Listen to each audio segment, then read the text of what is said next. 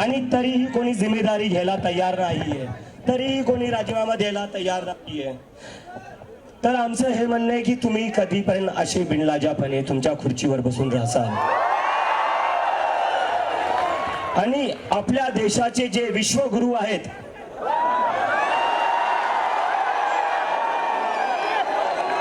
जे महामानव आहेत,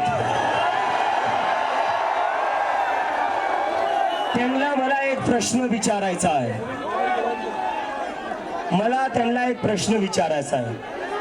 तुमच्यासाठी हे 1 करोड स्टुडंट्स महत्वाचे का तुमचा एक इनकॉम्पिटेंट मिनिस्टर महत्वाचा आहे? तुम्हाला निवड करावं लागेल. जर तुम्ही त्यांना काढणार नाही तर उद्या तुमचं ट्रान्सफर करण्यात येईल. आता अजून सहन करणार नाहीत लोक. स्टुडंट्स आत्महत्या करतायत.